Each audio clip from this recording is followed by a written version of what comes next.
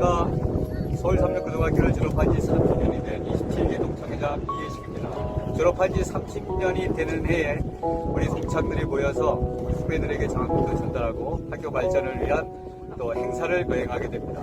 올해는 27기 저희 동창들이 모여서 함께 행사를 준비하였습니다. 우리 동창들은 어느 누구보다도 최선을 다하고 지금까지 열심히 살아왔습니다. 우리 동창들의 친구들의 활동 모습을 여러분들에게 보여드리도록 하겠습니다. 우리 후배들이 인사도 잘하고 공부도 열심히 하는 모습을 보면서 제가 또한 후배들 역시 자랑스럽게 생각하고 있습니다. 지금까지 30년 동안 저희를 지금까지 있기까지 교육해 주시고 가르쳐 주신 우리 부모님, 스승님, 선우, 선배님, 후배님들 또 관계되는 모든 분들에게 진심으로 감사를 드립니다. 여러분 파이팅입니다.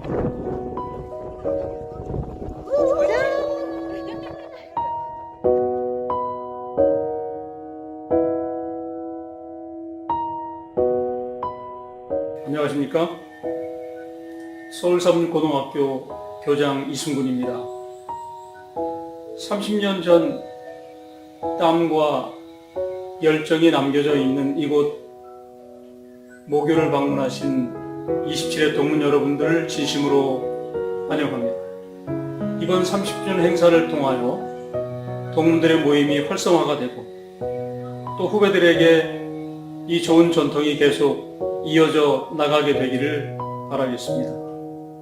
30주년 행사를 준비하신 임원들 또 함께 하시는 동문 여러분들 모두에게 다시 한번 감사를 드립니다.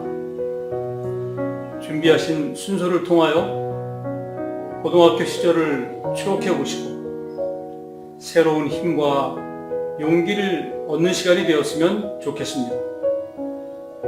동문들의 가정이 모두 건강하시고 또 행복하시고 하시는 모든 생업이 형통하시게 되기를 바라겠습니다.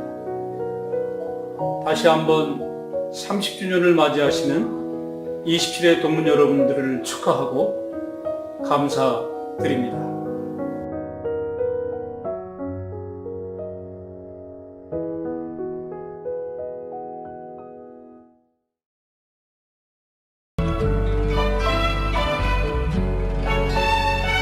손에 손잡고 찬송 부르며 주님 말씀 기다려 은혜 안에 살며 믿음 안에 행하며 주를 돌보시리.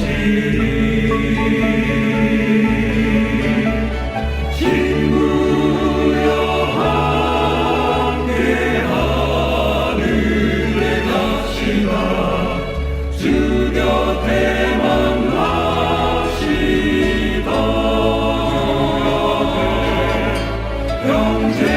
형제자매 모두 다 노래하시라. 주님의 곁에 손잡고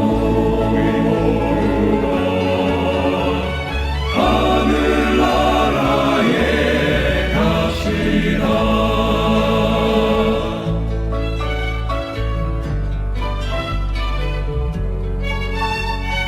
우리는 모두 주님의 군사로 무서운 적도 두려움없네.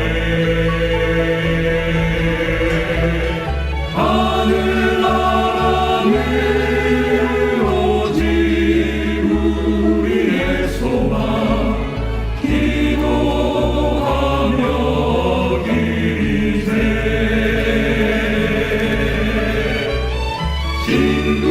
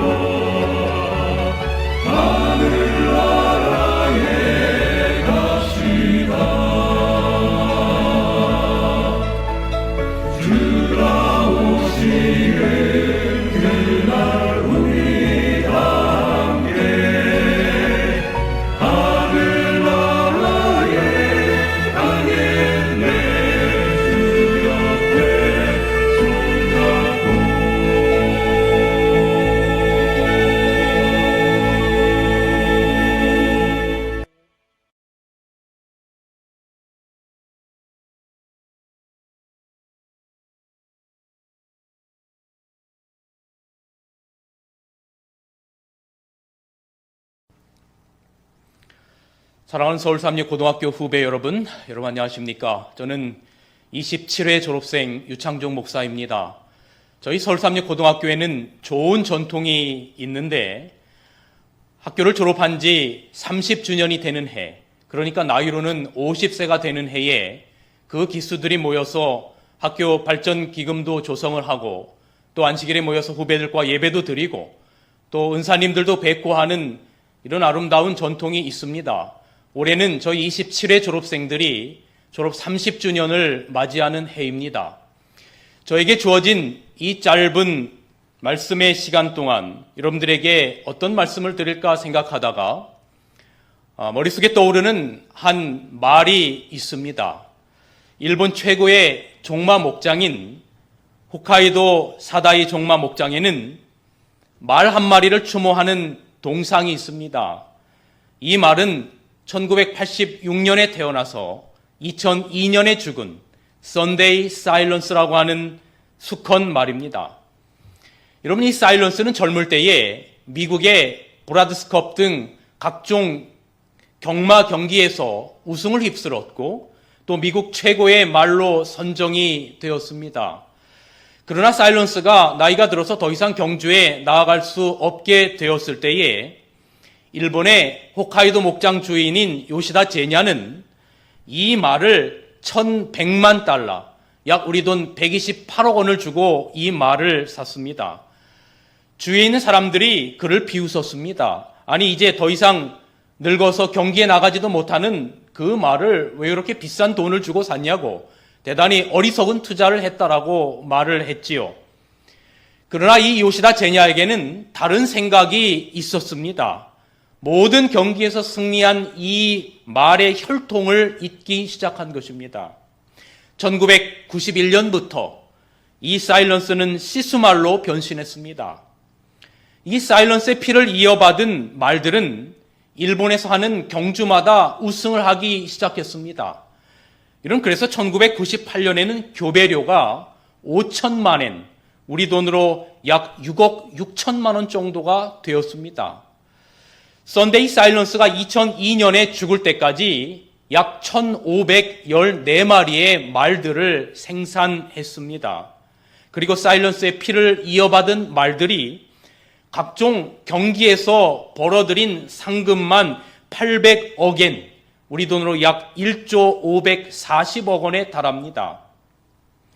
지금 세계의 최고의 경주마들은 이 선데이 사일런스의 피를 이어받은 말들입니다. 사랑하는 후배 여러분, 승리는 아버지의 피가 결정합니다. 아버지가 부요하다면 아들도 부요함을 누립니다. 아버지가 승자라면 아들도 승자가 됩니다. 여러분의 아버지가 누구이십니까? 물론 여러분을 낳아주신 부모님들이 다 계시지만 저는 오늘 여러분이 삼육학교를 통해서 배운 여러분의 영적 아버지, 우리의 창조주 하나님을 다시 한번 말씀드리고 싶은 것입니다. 성경은 너는 나의 아들과 딸이라고 당당하게 선포합니다. 그래서 요한복음 1장 12절에는 영접하는 자, 곧 그 이름을 믿는 자들에게는 하나님의 자녀가 되는 권세가 주어졌다라고 말합니다. 여러분과 제가 예수 그리스도를 믿음으로 말미암아 하나님의 자녀, 하나님의 아들과 딸이 되었다라고 하는 것입니다. 하나님께서 우리를 하나님의 자녀로 삼으신 것입니다. 그래서 여러분께는 하나님 아버지의 특별한 능력이 들어있고 여러분께서는 하나님 아버지의 특별한 부요함이 들어있고 여러분께는 하나님이 주신 특별한 은사가 들어있습니다. 하나님께서 여러분의 아버지가 되시기 때문에 그렇습니다. 여러분, 우리가 이렇게 당당하게 하나님의 자녀답게 이 삼육학원을 통하여 여러분이 배운 여러분의 영적인 아버지 창조주 하나님을 모시고 산다면 여러분은 이 세상 모든 분야에서 성공할 수 있는 하나님의 훌륭한 인재들이 될 수 있다라고 목사님은 확신합니다.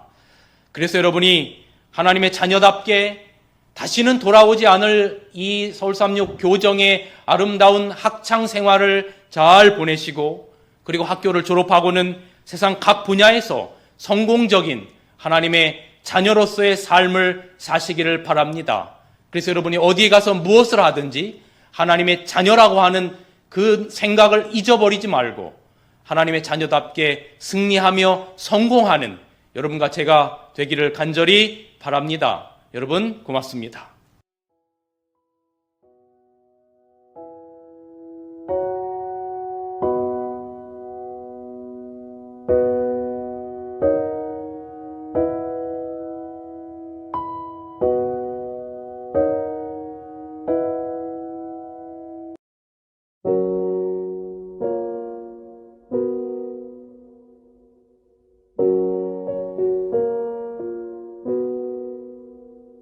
I took the supermarket flyers from the windowsill. I threw the day-old tea from the cup. Packed up the photo album Matthew had made. Memories of a life that's been loved. Took the get well soon cars and stuffed animals. Poured the old ginger beer down the sink. Dad always told me, don't you cry when you're down. But Mum, there's a tear every time that I blink. Oh, I'm in pieces, it's tearing me up. But I know a heart that's broke is a heart that's been loved. So I'll sing hallelujah. You were an angel in the shape of my mom. When I fell down, you'd be there holding me up. Spread your wings as you go. And when God takes you back, He'll say hallelujah, you're home.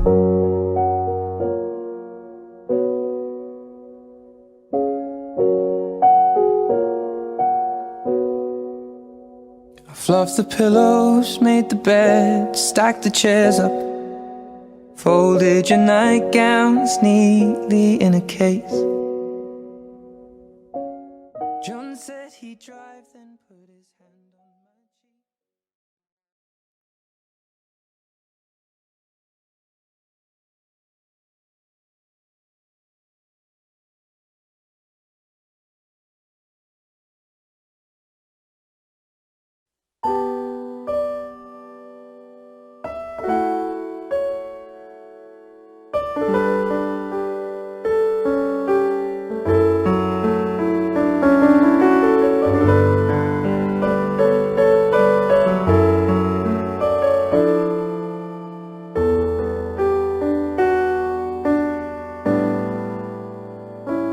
온 세상이 아름답게 피어오르고 기쁨이 가득한 이 한날에 그대의 두 손에는 장미꽃보라 사랑의 나의 마음 주고 싶어라 가슴을 쌓아 부르고 있고 춤추며 속삭이는 이 한날에 그대의 가슴에는 진주오라 진실한 나의 노래 담고 싶어라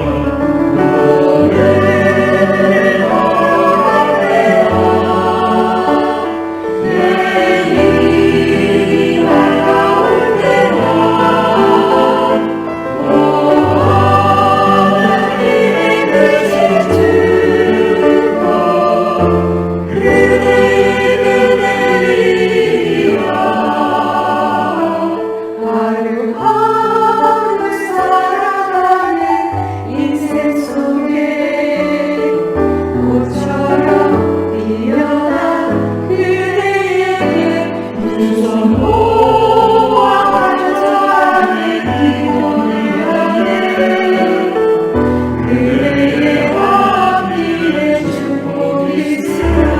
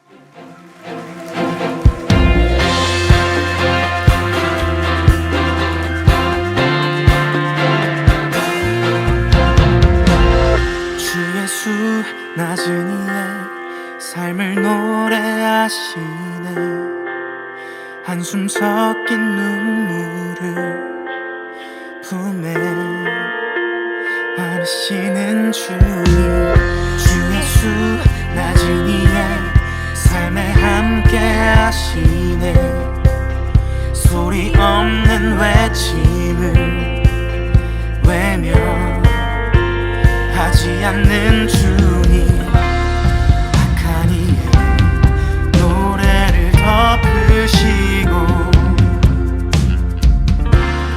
피지 못한 꽃의 노래 들으시네 이 기쁜 소식 전하세 주님의 나라 이곳에 있는데 그의 온기 온 마음을 녹이네 이 기쁜 소식 전하세 주님의 은혜 이곳에 새로운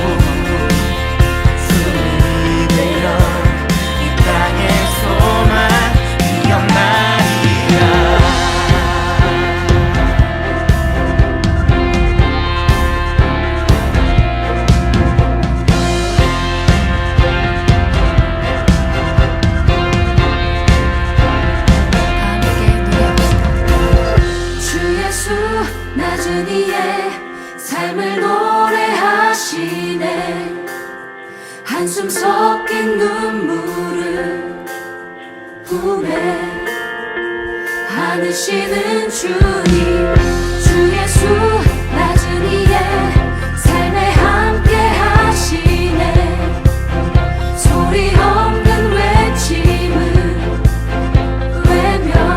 외면하지 않는 주님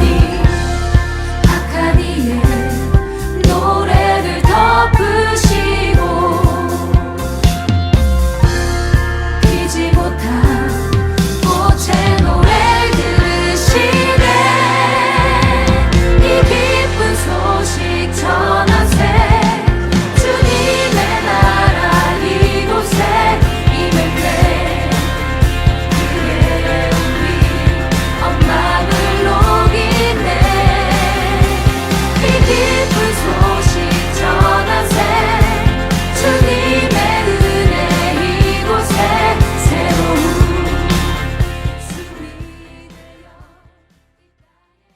안녕하세요. 서울 삼육고등학교 후배님들 반갑습니다.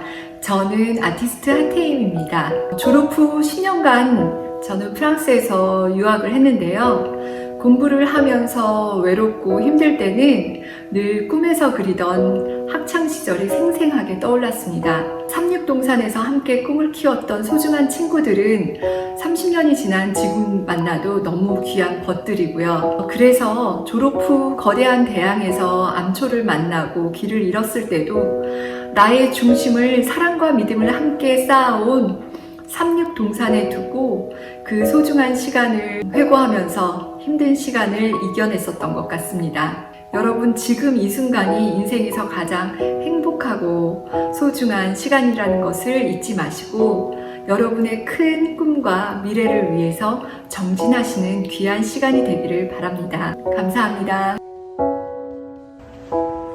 안녕하세요. 저는 남양주시 장현에 있는 옵티마 평원약국에서 약사로 근무하고 있는 여러분들의 30년 선배 관현권입니다. 저는 약사이기 전에 찬양사역을 제 주업으로 생각하면서 살아가고 있습니다. 한때 저희 약국에서 메올린 남성합창단 공연 비디오 제작까지 있었던 기억이 있습니다. 이러한 저의 찬양사역의 꿈은 여러분들 나이인 학창시절에 시작되었답니다. 고교 시절 메울림 활동을 하면서 그리고 남성사준창 활동을 하면서 찬양사역의 꿈을 꾸었고 지금까지 그 꿈을 이루면서 살아가고 있습니다. 제가 우리 후배님들께 드리고 싶은 얘기는 꼭 찬양사역의 꿈이 있으신 분들은 학창시절에 찬양도 열심히 그리고 공부도 열심히 하시기 바랍니다. 그리고 나중에 찬양사역에 관심이 많은 분들은 저에게 연락 주시면 제가 좋은 길을 안내해 드리도록 하겠습니다. 감사합니다. 후배 여러분, 큰 꿈을 가지십시오. 저는 27년 전 군악장교가 된 뒤에 제 꿈은 육군 군악에서 최고 높은 계급인 중령이 되는 것이었습니다. 그리고 정확히 20년 후에 중령이 되었고 현재 우리나라에서 가장 큰 규모의 군악대인 국방부 군악대대에서 250명을 지휘 통솔하고 있습니다. 여러분 젊은 나이에서부터 큰 꿈을 가지시고 열심히 그 꿈을 이루기 위해서 노력하고 소망하고 기도하십시오. 그러면 그 꿈을 이루게 될 것입니다.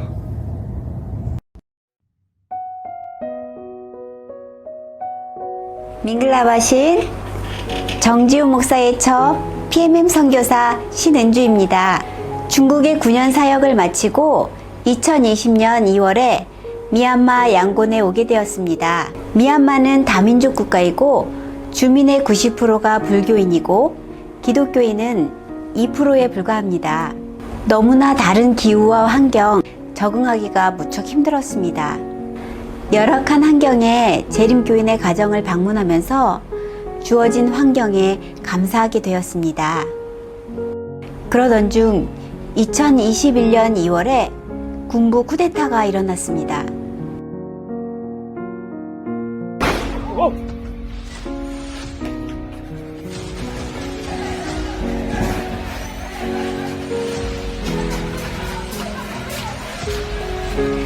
처음에는 대수롭지 않게 생각했었는데 날이 갈수록 집 앞이 전쟁터처럼 무섭게 변하는 상황이었습니다. 저희 동네 청년들도 안타까운 상황이 되었죠. 자녀를 잃고 아빠를 잃은 마음 아픈 가정을 방문하였습니다. 3개월 전 스텝 모두가 코로나에 걸려 투병하며 힘든 시간도 있었지요. 많은 분들의 기도로 회복되었고 어려운 가정을 방문하여 쌀, 의복, 신발, 약품 등을 전달하며 사랑의 나눔을 체험하며 활동하고 있습니다. 현재는 MPM 직업훈련센터를 열어 청년들의 직업훈련을 중심으로 활동하고 있습니다. 창고로 쓰던 곳을 리모델링하였고 한국 레스토랑, 스튜디오, 음악교실, 화장품 판매, 약학과 준비 등 청년들의 직업 문제를 해결하고 수익을 창출하고 있습니다. MPM을 통해 구도자들과 소통하며 미얀마 선교 사역을 하고 있으며 줌 예배를 통해 찬양과 말씀을 나누고 있습니다. 하나님의 부르심에는 후회하심이 없느니라. 부르심에 순종하여 선교사가 되었습니다.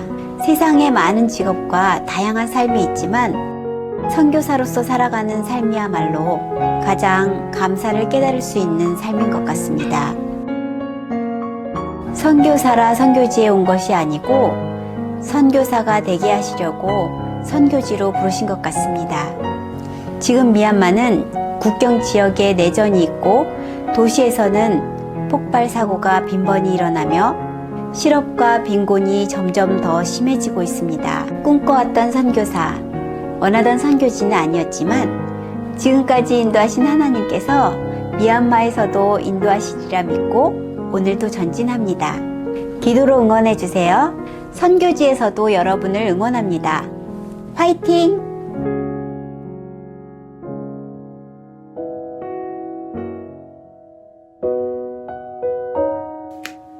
안녕하세요. 포춘피쉬 작가 안수지입니다. 저는 학부 때 서양화를 전공을 했고요. 졸업 후에는 디자인 관련된 일을 줄곧 해왔습니다. 관련된 일을 줄곧 해오고 있었죠. 그러던 중 어릴 적 꿈이었던 화가가 되고 싶다는 생각이 다시 불끈 솟아올라서 지금 보시는 포춘피쉬라는 캐릭터를 개발을 해서 이 캐릭터를 통해서 작품 활동을 하고 있습니다. 한 분야의 전문가이기도 하지만 또 여러 분야에서 활동을 하는 엔잡러로서도 활동을 할 수가 있을 텐데요. 여러분들의 앞날에 무한한 가능성이 있다는 걸 믿고 늘 열심히 그리고 즐겁게 생활하시는 여러분들이 됐으면 하는 바람입니다. 포춘피쉬 행운의 물고기의 행운이 여러분들과 늘 함께하기를 바라면서 이렇게 짧은 인사 마치도록 하겠습니다. 감사합니다. 안녕하세요. 91년 졸업생 김성희입니다. 제게는 중고등학교 시절이 아직도 기억이 생생하고 많이 그립습니다. 특히 고등학교 시절은 몸과 마음은 좀 많이 고단했지만 좋아하는 친구들, 선생님들과의 즐거운 추억이 너무너무 많아서 지금 누군가 제게 가장 다시 돌아가고 싶은 때가 언제냐 묻는다면 주저하지 않고 고등학교 때라고 대답을 합니다. 고등학교 1학년 때 조영섭 선생님께서 지금으로부터 5년, 10년, 20년 후에 자신을 상상해보고 글로 써오라는 숙제를 내신 적이 있었습니다. 그 숙제를 통해서 미래에 대해서 좀 더 구체적으로 생각을 해봤던 기억이 납니다. 후배 여러분들, 입시 준비가 어렵고 또 미래에 대한 고민이 아직 많죠? 하지만 여러분의 지금 황금 같은 시간에 여러분의 꿈과 목표를 위해서 열심히 사시고 또한 열심히 즐기시기를 바랍니다. 여러분 안녕하세요. 저는 삼육대학교에서 건축을 가르치면서 연구하고 있는 이규일이라고 합니다. 제가 여러분에게 건축에 대한 간단한 질문 한 가지 해볼게요. 건축물을 아름답게 만드는 것이 중요할까요? 아니면 튼튼하게 만드는 것이 중요할까요? 둘 다라고요? 네, 맞습니다. 저는 거기에 한 가지 더, 무엇보다 사람을 행복하게 만드는 것이 중요하다고 저는 생각합니다. 건물을 이용할 때 작은 꼬마아이부터 몸이 불편한 할아버지까지 어떻게 하면 더 편리하고 안전하게 이용할 수 있을까를 제가 주로 연구하고 있는데요. 이런 것을 유니버설 디자인이라고 부릅니다. 저는 이 분야를 알게 된 후에야 그때부터 건축의 매력을 느꼈고요. 본격적으로 공부에 매진할 수 있었습니다. 여러분도 이곳에서 공부하시면서 인류에 어떻게 기여할 수 있을지를 생각을 해보시고 또 비전을 갖게 되시길 바랍니다. 감사합니다.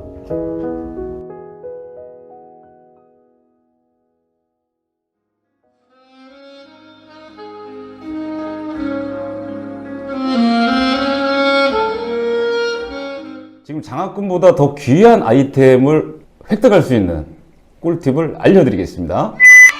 색소폰 연주자이자 주방 관련 인테리어 사업을 기반으로 하는 유튜브 크리에이터 강광석이라고 합니다. 우리의 미래는 마치 정해진 위치의 지도 안에서 목적지까지 안전하게 도와주는 프로그램, 바로 내비게이션이죠. 목적지를 향하다가 길을 잃거나 실수를 해도 그때마다 이 내비게이션이라는 아이는 또 다른 경로로 안내를 해주게 되어 있습니다. 이때 운전자는 또다시 새로운 기회를 갖는 것이죠. 후배 여러분들의 학창시절이 학업 성적이 기준이 되어 노력해도 안 되는 일은 얼마든지 일어날 수 있습니다. 그러나 힘들지 않고 어렵지 않게 받아들이기만 하면 되는 일이 있습니다. 그것은 바로 신앙이라는 아이템인데요. 그 신앙 하나를 그대로 마음 한켠에 가지고 어떠한 일을 행할 때마다 간구하고 기도하는 마음, 쉽지는 않지만 그것을 습관화하게 되면 여러분들의 앞으로의 목적지까지 향하는 길을 안내해줄 내비게이션과 같다는 것을 분명히 제가 말씀드릴 수 있습니다. 꼴찌였던 제가 길을 잃지 않고 경로를 재탐색해서 갈 수 있게 지속적으로 안내해 준 것이 바로 이 신앙이었습니다. 현재의 결과와 상관없이 항상 여러분들의 마음 한켠에 예수님과 함께하는 그런 삶으로 이어지는 정신과 마음을 갖고 있으면 언제 어떤 무슨 일이 있더라도 그대로 경로를 재탐색해서 안내해 주는 것이 바로 이 신앙인인 만큼 절대 잊지 마시고 좌절하지 마시고 희망을 가지시고 학업에 임하시기를 바라겠습니다. 자, 보세요. 그것을 증명하는 것이 지금 하나 있습니다. 지금 이 모든 영상의 마지막이 바로 이 꼴찌였던 제가 마무리를 하게 되었는데요. 이 영상 자체가 처음부터 끝까지 빛이 나고 있지 않습니까? 그렇죠? 자, 힘내시고 늘 파이팅 하시기 바라겠습니다.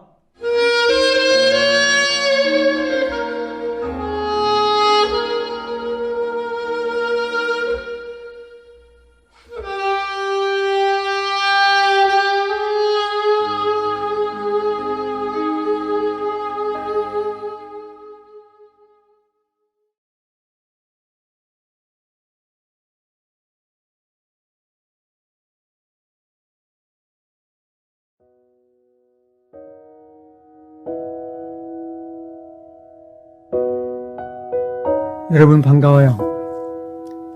여러분이 옛날에 많이 힘들게 했던 주수명 선생이에요. 아마 다 잊어버렸을지도 모르지. 30년이 지났는데 평생 교직에 있었지만은 그래도 서울삼리에 있던 10년이 기억에 가장 많이 남는 그런 부분이 있는 것 같아요. 은퇴한 지도 벌써 13년. 나는 여전히 건강하지만 가까운 친구들 중에는 죽은 사람도 있고 또 건강이 나빠져서 기동하기 어려운 친구들을 볼 때에 참 세월이 무성하고 참 허전함을 느끼고 허무함을 느끼네. 여러분, 옛날 내가 참 많이 힘들게 했는데 그 당시 그것이 최선인 줄 알았지만은 지금 생각해보면 좀 심했나 싶기도 하고 그러네요. 여러분 한번 만났으면 좋겠는데 코로나 때문에 그런 것도 어렵고 어쨌든 간에 여러분 더 건강하고 좀 행복하게 잘 지내길 바랄게요. 서울36 제27회 동창회 여러분 안녕하세요. 내가 1995년도 2월에 미국에 건너왔는데 여러분들을 참 보고 싶어 했어요. 그런데 이렇게 화상으로 오늘 만나게 돼서 참 반갑습니다. 여러분들에 대한 미안한 마음이 늘 있었어요. 왜냐하면 여러분들이 졸업해가 나가지고 사회생활하는 모습을 선생님으로서 제자들이 잘 되는 모습들을 다 보고 싶었는데 그냥 개인 가정사로 이렇게 미국에 와서 살게 됐는데 벌써 몇십 년이 지났네요. 이제 한국 교회와 지역사를 위하여 열심히 일하고 있는 우리 제자들의 모습이 참 사랑스럽고 보고 싶은데 이렇게 보지 못하고 오늘 홈커밍 데이가 있다고 그래서 여러분들에게 짤막하게 소식을 전합니다. 혹시 이쪽 지역에 오는 사람들이 있으면 꼭 들리면 내가 여러분들 관광도 해주고 밥도 사주고 잠도 재워주고 할 테니까 꼭 오세요. 여러분 반갑습니다. 바이. 1991년도 제27회 서울삼육고등학교 졸업생 여러분 안녕하십니까. 특별히 제가 사랑했던 3반 학생 여러분, 그리고 제가 잊지 못하는 저와 함께 안식일 학교를 운영했던 안식일 학교 임원 여러분, 모두 행복한 인생을 살아가고 있으리라고 생각합니다. 벌써 30년이라는 세월이 흘렀군요. 익히 기억나는 이름도 얼굴도 있었지만 이런 학생도 있었지 하는 반가운 경우도 있었습니다. 이제는 다들 속해 있는 위치에서 중견 인물들로 맡은 바 역할을 잘 감당하리라 믿습니다. 앞으로 더 열심히 항상 건강하고 행복하게 살기를 바랍니다. 대학 입학 진급식이 동시에 이루어진 날, 새로운 학급 3학년 3반 담임을 배정받고 설레는 마음으로 어떤 아이들일까 기대 반 걱정 반으로 교실로 향한다. 그리고 교실에서 첫 대면을 했을 때 너희들은 나의 기대를 저버리지 않았었지.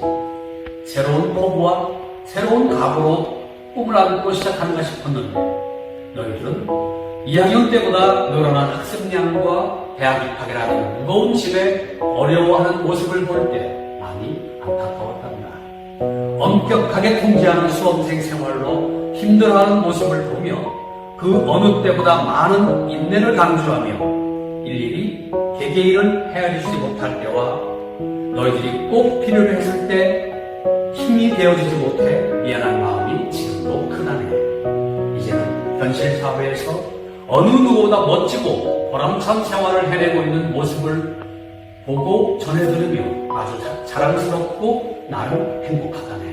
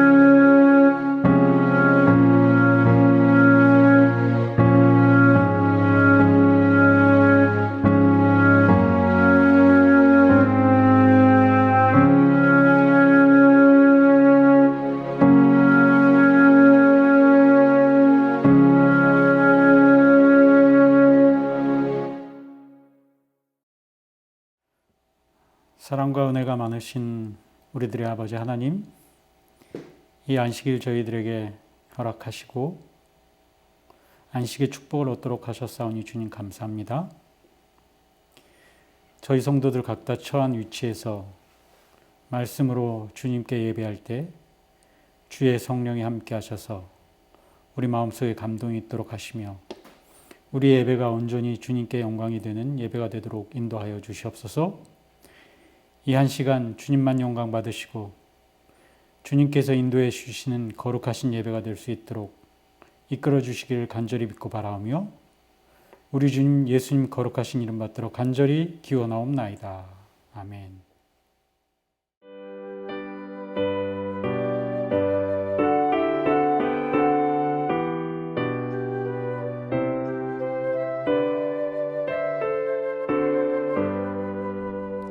주 예수 이름 권세여 억디세 천사들 큰 면류관을 드리고 만유의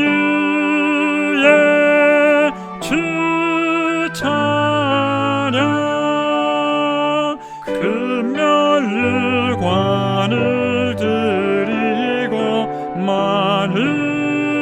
만유의 주 찬양 주 예수 당한 고생을 못 잊을 죄인아 내 귀한 법에 바쳐서 만유의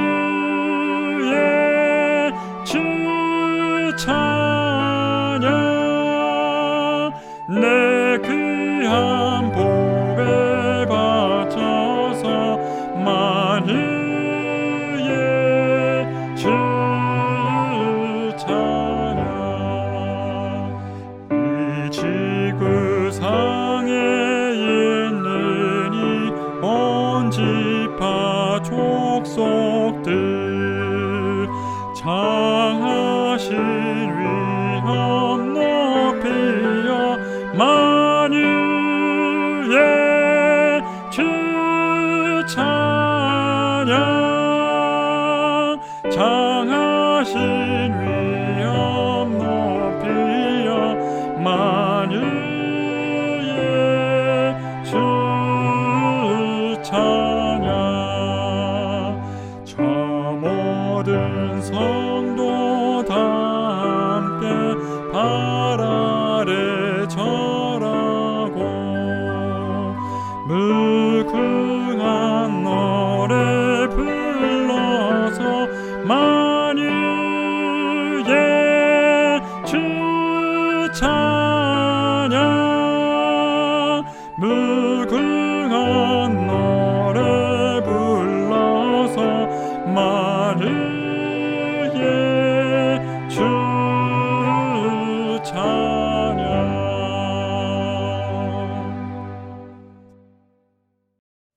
하늘에 계시는 우리 아버지, 한 주일 동안 우리 모두를 안전하게 인도하여 주시고 이 날을 기억하여 주님 앞에 나올 수 있게 하여 주셔서 감사합니다. 하나님, 코로나가 우리 성도들에게는 믿음을 더욱 성장시키는 기회가 되게 하여 주시옵소서. 주님의 오심이 가까워지는 시기에 살고 있습니다. 준비된 5 처녀처럼 등잔의 기름이 부족하지 않게 인도하여 주시옵소서. 오늘 하나님의 말씀을 전하시는 주의 종에게 영감을 더하셔서 주님 하시고자 하시는 말씀을 잘 증거하시며 대언하셔서 듣는 우리 모두가 주님께 영광을 돌리게 하여 주시며 말씀에 순종하며 살게 하여 주시옵소서. 예수님의 이름으로 기도드립니다.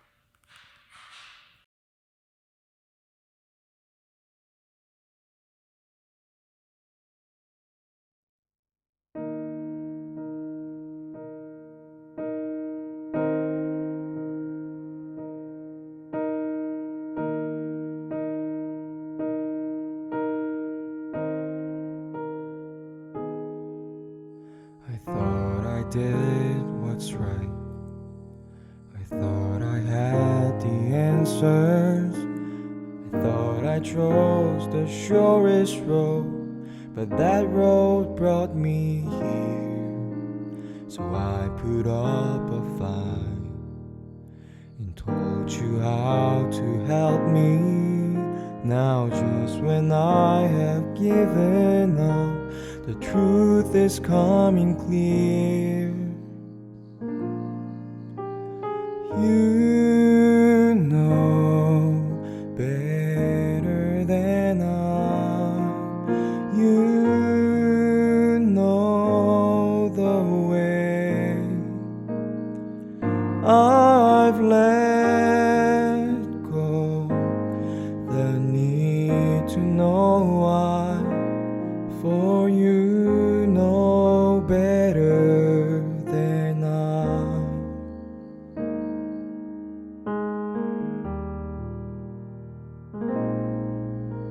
If this has been a test, I cannot see the reason, but maybe knowing I don't know is part of getting through.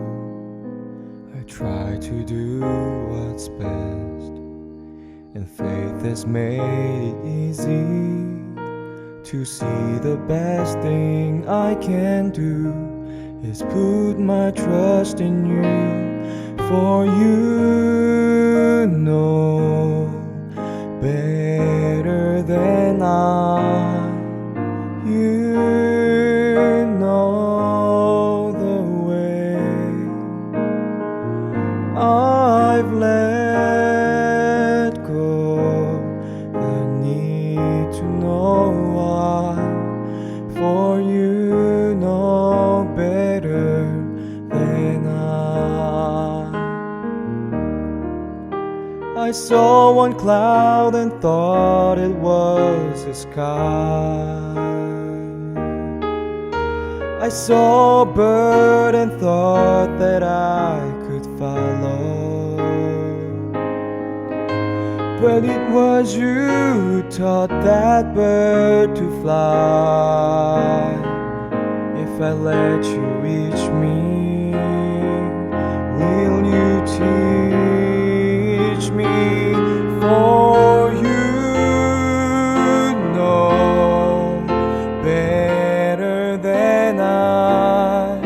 You know the way. I've let go the need to know why. I'll take what answers you supply. You know better than I. You know better than I.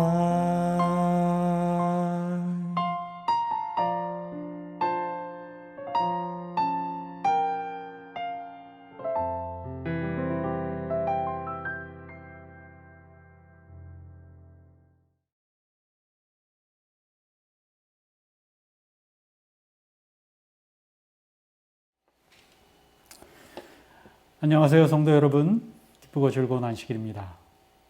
오늘은 제가 하나님의 선물이라는 제목으로 말씀을 준비했습니다. 우리 본문 성경 말씀 읽어보겠습니다. 요한복음 4장 7절부터 10절까지 있는 말씀 먼저 읽겠습니다. 사마리아 여자 하나가 물을 길러 왔음에 예수께서 물을 좀 달라 하시니 이는 제자들이 먹을 것을 사러 동네에 들어갔음이로라. 사마리아 여자가 가로되 당신은 유대인으로서 어찌하여 사마리아 여자인 나에게 물을 달라 하나이까 하니 이는 유대인이 사마리아인과 상종치 아니함이로라. 예수께서 대답하여 가라사대 내가 만일 하나님의 선물과 또 내게 물 좀 달라 하는 이가 누구인 줄 알았다면 내가 그에게 구하였을 것이요 그가 생수를 내게 주었으리라. 13절부터 15절입니다. 예수께서 대답하여 가라사대 이 물을 먹는 자마다 다시 목마르려니와 내가 주는 물을 먹는 자는 영원히 목마르지 아니하리니 나의 주는 물은 그 속에서 영생하도록 솟아나는 샘물이 되리라. 여자가 가로되 주여 이런 물을 내게 주사 목마르지도 않고 또 여기 물 길러 오지도 않게 하옵소서. 오늘 본문에 나온 주인공은 사마리아 지방에 사는 수가의 여인입니다. 이 이야기의 대략 내용은 이렇습니다. 예수님께서 수가라는 동네에 들어가셨습니다. 동네에 들어가기 전에 야곱의 우물가에 머무셨죠. 그곳에서 피곤해서 앉아 쉬고 계시고 제자들은 다 음식을 사러 동네로 내려갔는데 한 여인을 만나게 됩니다. 그러자 예수님이 그 여인에게 물 좀 달라고 부탁합니다. 그러자 그 여인이 예수님을 바라보고 당신 유대인이면서 왜 내게 물을 달라 하냐고 물어보게 됩니다. 그러자 예수님이 그렇게 이야기하십니다. 내가 하나님의 선물과 내가 누군지 알면 내게 생수를 달라고 했을 것이다. 그러자 이 여인이 물어봅니다. 아니 생수를 어디서 낳는다는 것입니까? 이 우물은 깊고 당신은 두레박도 없고 한데 어디서 생수를 얻겠습니까? 그러면서 얘기합니다. 이 우물은 야곱이 우리에게 준 것인데 당신이 야곱보다 큰 사람입니까? 그러자 예수님이 여인에게 말합니다. 이 물을 먹는 자는 다시 목마르겠지만 내가 주는 물을 먹는 자는 다시 목마르지 않겠다. 그러자 이 여인이 대답하죠. 그렇습니까? 그럼 그 물 제게도 좀 주십시오. 그러자 이 여인에게 예수님이 말씀하십니다. 내 남편을 좀 불러오라. 그러자 여인이 대답하죠. 전 남편이 없습니다. 그러자 예수님이 대답하죠. 네 말이 맞다.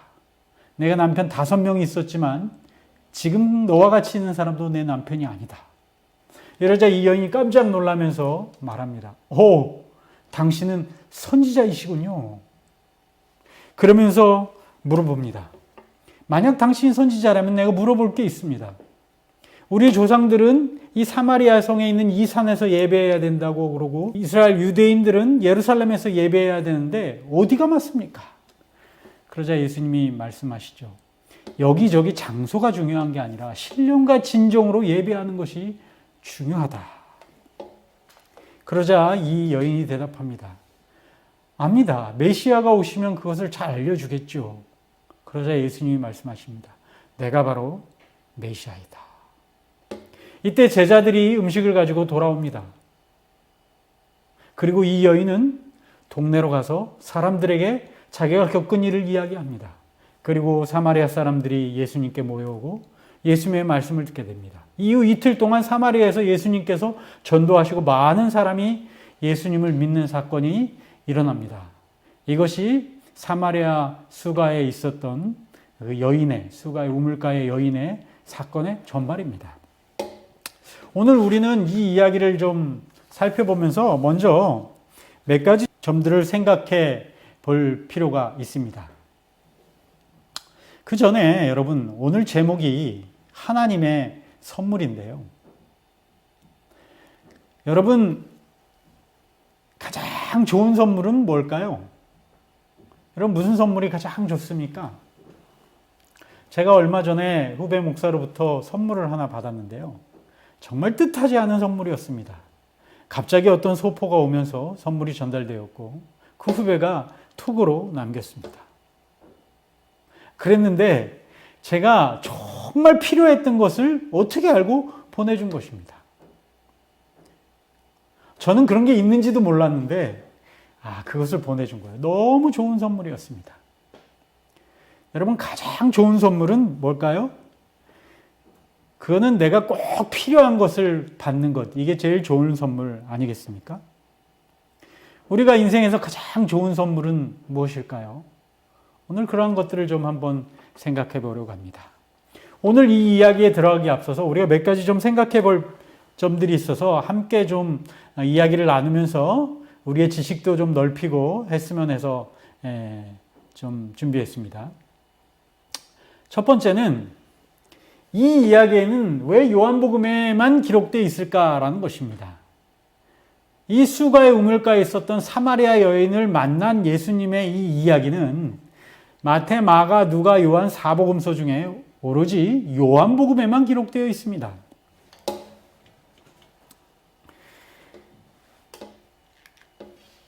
이 이야기는 연대로는 AD 28년 봄쯤에 있었던 일로 생각됩니다. 예수님께서 AD 27년 가을에 침례를 받으셨기 때문에 침례 받으시고 얼마 안 된 그 다음에 초에 있었던 이야기라고 보여집니다. 사실 이 이야기에 등장하는 예수님의 제자들은 예수님의 첫 제자였던 5명만 동행했습니다. 이때는 예수님의 제자가 5명밖에 없었어요. 요한, 첫 제자 안드레, 이 두 사람이 첫 제자였죠. 그 다음에 안드레의 형제인 베드로, 빌립과 나다네엘. 이 5명만이 사실은 예수님의 첫 제자였고, 수가의 우물가에서 만난 사마리아 여인을 만나던 이 당시에는 이 5명만이 여기에 동행했다고 보여집니다. 우리가 알다시피 이 이야기가 요한복음에만 나와 있는 이유는 첫 번째, 마가와 누가, 마가복음과 누가복음을 쓴 마가와 누가는 12사도가 아닙니다. 사도가 아니었어요. 마가와 누가는 예수님과 행적을 같이 한 사람이 아닙니다. 그래서 예수님의 행적을 간접 체험한 사람들이에요. 제자들에게 듣고 그 당시 있었던 사람들에게 들어서 기록한 사람들입니다. 그러다 보니까 이 사마리아 우물가의 여인에 대한 이야기를 제대로 듣지 못했던 것 같아요. 그래서 기록하지 않았던 것 같습니다. 마태는 왜 기록하지 않았느냐? 사실 여러분, 마태가 제자가 된 것은 AD 29년 말에 비로소 마태는 제자가 됩니다. 그래서 12명의 제자가 완성되는 것은 AD 29년 말쯤이나 돼서 그렇게 됩니다. 그래서 이때는 마태는 이 사마리아 우물가의 여인의 이야기를 경험하지 못했습니다. 그래서 굳이 적지 않았던 것으로 생각이 됩니다. 두 번째, 여러분 좀 우리가 의문을 가지고 성경에 있는 사건들을 가지면서 이게 의문점을 가지고 좀 보면서 의문을 갖는 것은 이것입니다. 요한은 어떻게 두 사람의 대화를 알게 됐을까라는 것입니다. 여러분 성경을 잘 읽어보면 예수님과 이 여인과 대화할 때 주변에 누가 있었습니까? 없었습니까? 없었습니다. 예수님의 제자들은 다 먹을 거 사러 갔었거든요. 이건 둘만이 나누었던 대화입니다. 그런데도 불구하고 요한은 어떻게 이렇게 소상히 그 대화를 알 수 있었을까요? 사실 이건 극히 개인적인 상상입니다만 이 일이 끝난 이후에 요한이 예수님께 가서 시시콜콜 무슨 얘기했냐 뭐 했냐 물어봤을 것 같지는 않아요. 물어본다 할지라도 예수님께서 그냥 뭐 이래저래 이래해서 다 얘기해 주셨을 것 같지는 않습니다. 그렇다면 방법은 하나밖에 없죠. 누구한테 물어보는 겁니까? 이 여인에게 물어보는 거겠죠. 그래서 아마도 이 여인에게 물어봤지 않았을까 이런 생각을 해보게 됩니다. 사실 성경에 나온 179개의 예수님의 행적의 사건, 사복음서에 나온 여러 가지 사건 179개 중에 요한복음은 48개밖에 쓰여 있지 않습니다. 27%밖에 안 돼요. 사복음서 중에 제일 적습니다. 그런데 이 48개 사건 중에 31개는 요한복음에만 기록되어 있습니다. 그 대표적인 것이 니고데모와의 대화, 가나의 혼인잔치, 가늠하다 잡힌 여인의 이야기, 나사로를 살리는 사건, 선한 목자에 대한 설교들, 그 다음에 예수님의 마지막 기도, 이런 주옥 같은 내용들이 사실은 요한복음에만 기록되어 있었습니다. 특별히 예수님 봉사의 첫 해, 27년 가을부터 28년까지에 있었던 사건들은 요한복음에만 기록되어 있습니다. 그래서 요한복음이 없었다면 이 예수님 봉사의 첫 해의 기록들은 어디서도 찾아볼 수 없을 것이고, 특별히 요한복음은 사복음서 중에 100% 연대순으로 기록된 게 요한복음입니다. 그런데 여러분 더 놀라운 것은 여기 우리 주석에 보면 이렇게 써 있습니다. 예수의 생애와 봉사의 전체적 범위를 상세하게 마음에 간직하고 요한은 위기와 전환점이 되는 사건들을 우선적으로 선택하였다. 그러나 요한은 사건 자체보다는 그 사건의 의미에 더 큰 관심을 가지고 있었다. 사실 요한은 가장 근거리에서 예수님과 동행했던 제자입니다. 가장 밀접한 예수님의 제자였죠. 그리고 가장 처음으로 예수님의 제자가 됐던 사람도 요한입니다. 요한복음은 그러한 면모를 여실히 드러내는 것입니다. 그래서 요한복음은 그 있었던 사건보다는 그 있었던 그 의미와 그 이야기에 대해서 아주 자세하게 쓴 것을 볼 수 있습니다. 세 번째, 우리가 좀 살펴볼 것은 사마리아 사람들은 왜 그렇게 유대인과 적대관계가 되었느냐라는 것입니다. 이 사마리아 여인과 예수님과의 대화에서도 그런 이야기가 나옵니다. 당신이 유대인이면서 왜 나에게 말을 겁니까? 이런 얘기를 하죠. 그러면서 성경이 얘기합니다. 사마리아인과 유대인은 상종을 하지 않았다라고 이런 이야기를 합니다. 이 사마리아인의 이야기를 보면서 왜 사마리아인들이 유대인과 이런 관계가 했는지는 역사적으로 우리가 좀 살펴볼 필요가 있습니다. 사실 그 사마리아는 다윗 시대는 등장하지 않습니다. 솔로몬의 아들인 르호보암이 왕이 되고 이스라엘이 두 개의 나라로 갈라지죠. 10지파는 위로 올라가서 북방 이스라엘을 만들고 두 지파, 베냐민 지파, 유다 지파만 두 지파만 밑에 남아서 남방 유다 나라를 만들죠. 그런데 이 북방 이스라엘의 제6대 왕이었던 오므리가 사마리아 성을 건축하면서 여기를 수도로 삼습니다. 그리고 여기에 있는 그리심산에다가 큰 산당을 짓고 독자적인 예배를 드립니다. 왜 이렇게 되게 되냐면 이때까지 6월절이나 무슨 일만 있으면 북방 이스라엘 백성들이 자꾸 예루살렘으로 가는 거예요. 그래서 위기를 느낀 이 북방 이스라엘의 왕이 거기서 산당을 짓고 독자적인 예배를 드리게 되는 것입니다. BC 722년에 북방 이스라엘이 멸망한 후에 아수르가 그곳에 살던 사람들을 많이 다른 곳으로 흩어버렸습니다. 그리고 멸망할 때 신실했던 북방 이스라엘 주민들은 남방 유다 쪽으로 많이 내려왔어요. 그래서 멸망 후에 사마리아에 살던 많은 사람들이 이 혼혈과 이방 숭배에 빠지게 되었습니다. 특별히 남방 유대가 바벨론으로 멸망해서 간 다음에 바벨론에서 돌아온 이후에 예루살렘 선전 건축을 두고 사마리아에 살던 사람들과 유대인들과 갈등을 겪게 됩니다. 그리고 이 신구약 중간사, 그 바벨론 유수 이후에 예수님 시대 전까지 헬라 나라가 점령을 하게 되는데요. 이 사마리아에 있던 이 그리심산에 있던 산당을 이 사마리아에 살던 사람들이 이방 신에게 헌납을 합니다. 그 성전의 이름을 뭐라고 하냐면 아폴로 신전으로 헌납하는 그런 사건들이 벌어졌어요. 사실 이 유대인들은요, 바벨론의 포로로 잡혀갔다 돌아오면서 아주 깊이 깨달은 게 있는데 우상숭배가 자기들을 멸망하게 했다라는 사실입니다.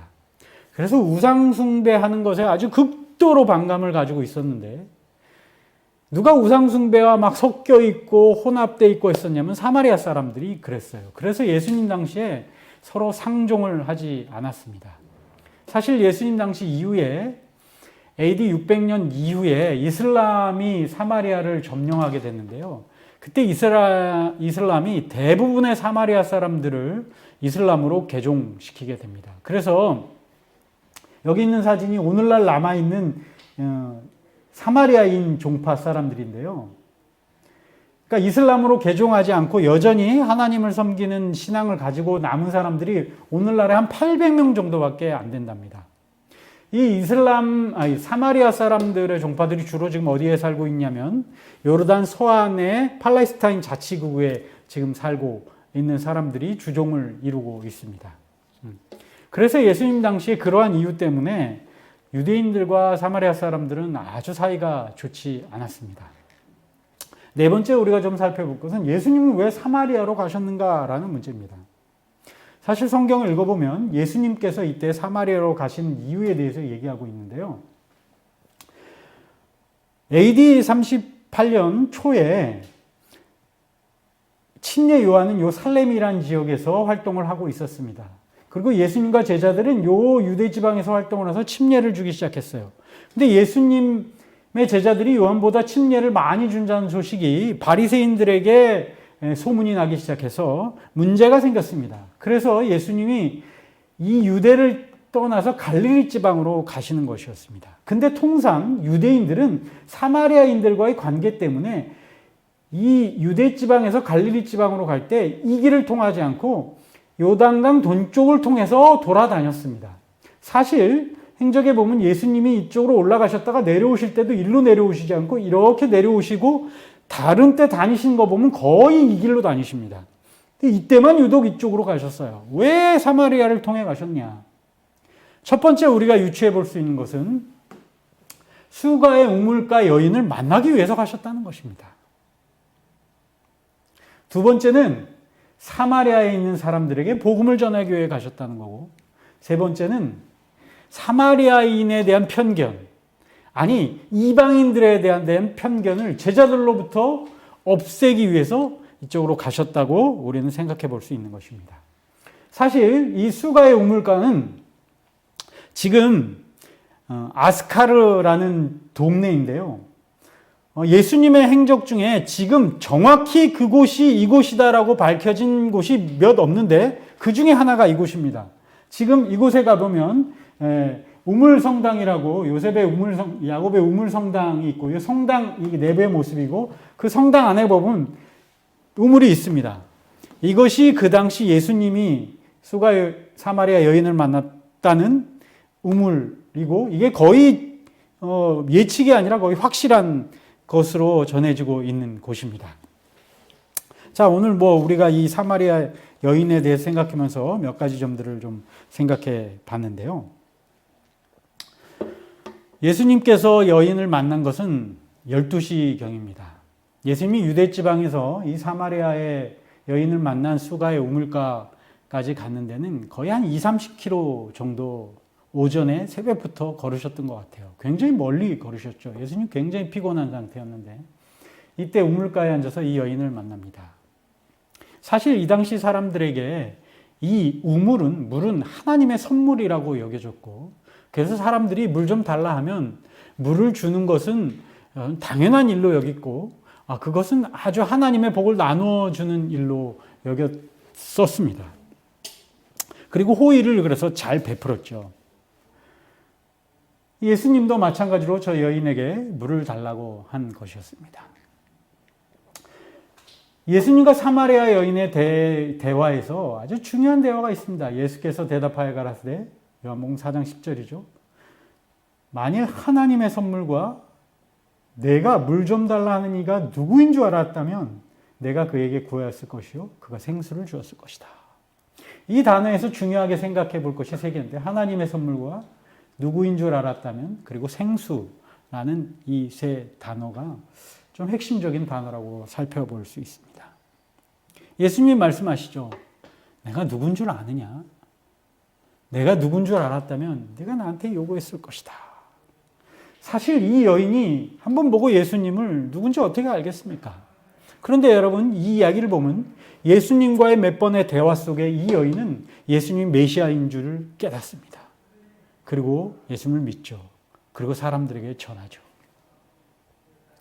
사실 여러분 예수님께서 이 땅에 오셨을 때 유대인들은 대부분 예수님을 받아들이지 않았습니다.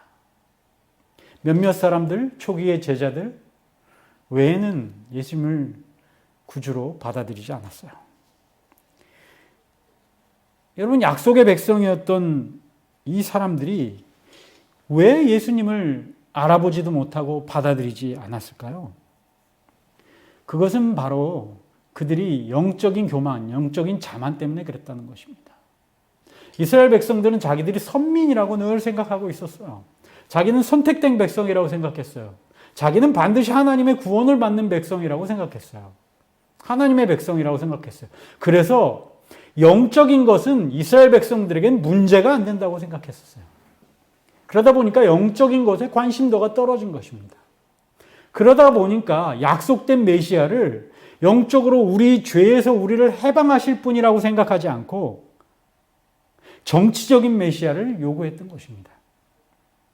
그러니까 그들의 편견이, 다른 말로 하면 영적인 교만이, 영적인 것에 관심이 없게 만든 그들의 신앙이 예수님을 배척하게 되었고, 오히려 그들의 온 관심을 어디에 쏟게 되었냐면 세상적인 것에 쏟게 했다는 것이죠. 이것이 그들의 문제였습니다. 사실 예수님과 빌라도의 대화에 보면 예수님이 그런 말씀하시죠. 내 나라는 이 세상에 속한 것이 아니다. 만약에 내 나라가 이 세상에 속했다면 내가 여기 잡혀왔겠냐. 그런 얘기를 합니다. 반면 이 사마리아 사람들이나 이방인들은 적극적으로 예수님을 구주로 받아들입니다. 왜냐하면 그들은 영적인 갈급함이 있는 사람들이었기 때문에 그런 것이죠. 여러분, 오늘날 우리에게 주는 교훈이 여기에 있습니다. 여러분, 우리는 어떠합니까? 옛날 유대인처럼 혹시 영적인 교만에 빠져 있지는 않을까요? 여러분, 오늘날 그리스도인들 중에 영적인 교만에 빠지기 제일 좋은 사람이 누구일까요? 제가 생각해 보니까 목사인 것 같아요. 목사는 목사라는 직임 때문에 영적인 갈급함이 있다는 걸 자꾸 잊어버리는 것 같아요. 목사뿐만 아니라 오래 신앙을 하신 분들도, 모태교인들, 이런 유혹에 빠지기가 쉬운 거죠. 그러나 이 영적인 문제는 우리의 신앙의 연조가 얼마나 됐느냐, 직업이 뭐냐, 이거와는 관계없다는 것이죠. 뿐만 아니라 오늘날 많은 사람들이 살아가고 있지만 사단은 우리가 영적으로 관심을 갖지 않게 하기 위해서 굉장히 노력합니다. 그래서 세상의 수많은 편리들, 과학의 발전들을 통해서 세상을 편리하게 만듭니다. 그래서 영적인 고민들을 할 틈이 없게 만들죠. 게임이라든지 문화생활, 여러 가지 영화생활, 생활의 편리들, 수많은 재물의 이용들, 돈을 쓰게 하고, 그 다음에 또 신앙도 굉장히 관습적으로, 습관적으로 신앙을 하게 되죠.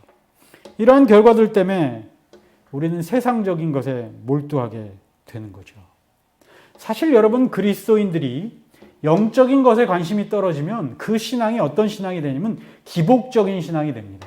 현세의 복과 현세의 세상적인 것을 만족하기 위해서 교회에 다니는 그런 기복신앙으로 흘러가게 됩니다. 이것이 가장 큰 문제예요. 여기 화이트님께서 주신 말씀에 보면 증언복음 1권 158페이지인데 영적인 사물에 있어서 아무 노력도 기울이지 않으면서도 그리스도를 따른다고 공언하는 자들이 있다. 세상 사업에 있어서는 무슨 사업이건 노력을 아끼지 않으며 그 목적을 달성하고자 하는 야망을 보이고 바라던 목표를 실현하면서도 영생의 사업에 있어서는 모든 것이 위기에 처해 있으며 그들의 영원한 행복이 그들의 성공에 달려 있음에도 불구하고 그들은 마치 도덕적 존재가 아닌 듯이 또 다른 사람들이 그들을 위하여 목숨이 걸린 경기를 하고 있으나 그들의 결과를 기다린 이후에는 할 일이 없는 자처럼 무관심하게 행동한다. 영적인 일에 굉장히 무관심한 그리스도인들이 많이 생겨나고 있다는 것이죠. 사실 여러분, 오늘날 예수님에 대한 소식이라든지 주님에 대한 믿음이 우리 주변에 멀리 있어서 우리가 예수님을 찾지 못하는 게 아닙니다. 여러분, 마지막 때가 되면 성경의 요한계시록의 예언에 의하면 많은 사람들이 예수님을 편에서 떠나갈 것이라고 얘기하는데 사실 잘 이해가 되지 않았었어요, 처음에는. 왜 그럴까? 그런데 여러분 생각해 보십시오. 오늘날 많은 그리스도인들이 기복적인 신앙을 가지고 그들의 신앙의 목표가 세상에 몰두해 있다 보니까 마지막 위기의 때에 하나님을 선택하는 것이 자기들의 세상적 이익을 손해봐야 되는 상황이 되면 영적인 것에 관심이 없었던, 세상적인 것에 관심을 가지고 신앙하였던 많은 그리스도인들이 이곳에서 떠날 수 있다라고 얘기하는 것입니다. 그래서 여러분, 우리는 영적인 것에 관심을 가져야 합니다. 여기 교회 증언 2권 264페이지에 이런 말씀이 있습니다. 마음의 순결을 사랑하도록 교육되고 훈련되어야 한다. 만일 그대가 진리를 아는 지식과 은혜 안에서 자라려면 영적인 사물에 대한 사랑이 길러져야 한다라고 말씀하고 있습니다.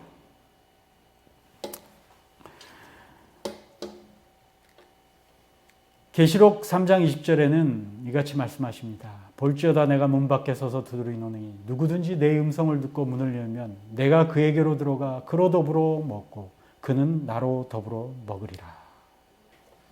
여러분, 예수님은 늘 우리 주변에 계십니다.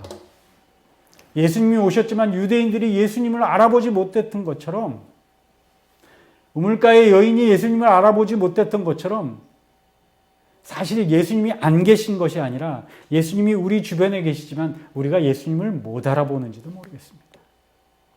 우리가 마음 문을 열고 우리 주변에 계신 여러분을 받아들일 때, 우리가 더욱더 영적인 사물에 집중할 때 우리가 예수님을 만날 수 있다고 얘기합니다.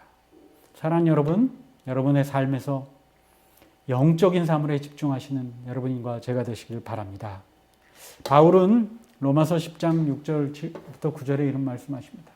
말씀이 내게 가까워 내 입에 있으며 내 마음에 있다 했으니 내가 만일 내 입으로 예수를 주로 시인하며 또 하나님께서 그를 죽은 자 가운데 살리신 것을 내 마음에 믿으면 구원을 얻으리라.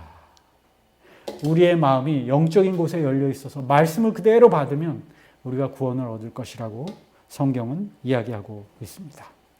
여러분, 말씀이 가까이 하시고 말씀을 믿어 구원에 이르시길 간절히 바랍니다.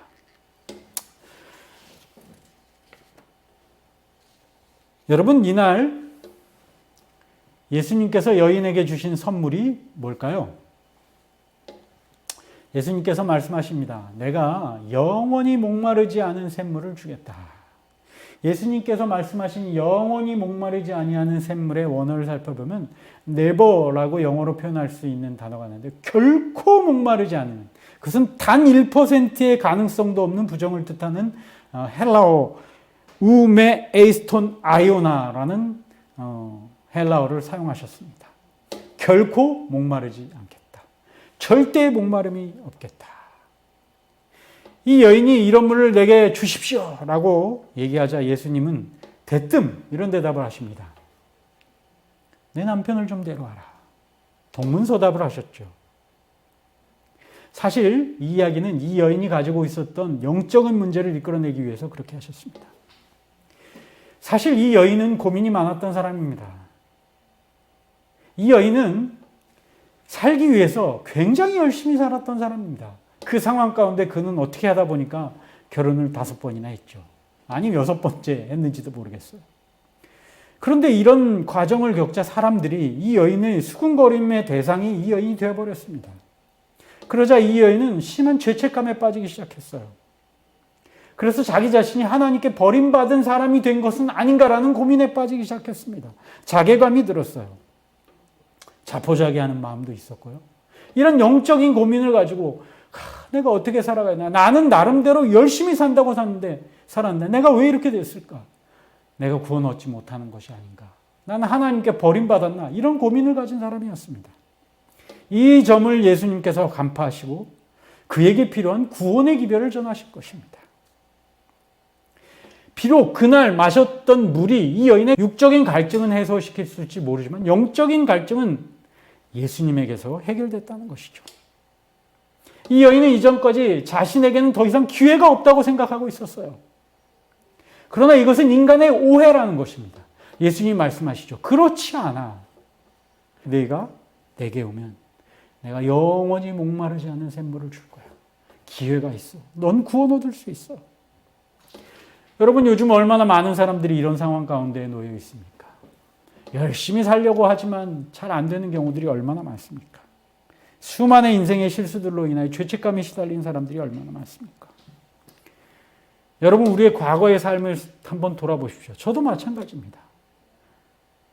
세상적인 일들은 시간이 지나면 잊어버리면 그만이지만 옛날의 과오들, 옛날에 내가 지은 죄들은 내 마음속에 여전히 남아있는 것입니다. 이런 해결되지 않는 문제들을 예수님은 해결해 주신다는 것입니다.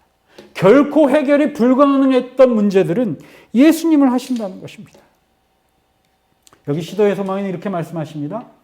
오늘날 얼마나 많은 목마른 영혼들이 생수 곁에 있으면서도 그 생명의 우물을 찾기 위해 멀리 바라보고 있는가? 여러분, 우리의 모든 문제 해결은 예수님께 있습니다. 그분은 우리 곁에 있습니다. 그분은 우리의 모든 문제들을 해결해 주실 것입니다. 여기 성경 말씀 한 절 읽고 말씀을 마치겠습니다. 요한복음 3장 14절부터 17절인데요. 모세가 광야에서 뱀을 든 것 같이 인자도 들려야 하리니 이는 그를 믿는 자마다 영생을 얻게 하려 하심이라. 하나님이 세상을 이처럼 사랑하사 독생자를 주셨으니 이는 그를 믿는 자마다 멸망치 않고 영생을 얻게 하려 하심이라. 하나님이 그 아들을 세상에 보내신 것은 세상을 심판하려 하심이 아니요 그로 말미암아 세상이 구원을 얻게 하려 하십니다. 최고의 선물은 예수님이십니다. 우리의 모든 문제 해결은 예수님이 하실 것입니다. 그 여인이 그날 그것을 발견했습니다. 오늘 성경은 우리에게도 말씀하십니다. 예수님께 나아가는 자는 영원히 목마르지 않은 생수를 얻게 될 것이다. 늘 우리 주변에 계신 예수님을 찾으시는 여러분과 제가 되시기를 간절히 바라면서 말씀을 마치겠습니다.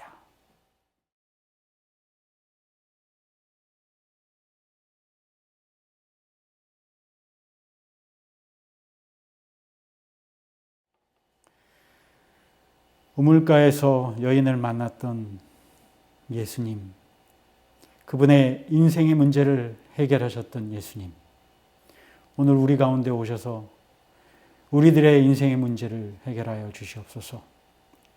이제는 우리 주 예수 그리스도의 은혜와 아버지 하나님의 무한하신 사랑과 성령님의 감동 교통하심이 이 시간 이 예배를 통하여 함께 주님께 예배하는 우리 모든 주님의 자녀들에게 함께하여 주시기를 우리 주님 예수님 거룩하신 이름 받들어 간절히 축원하옵나이다.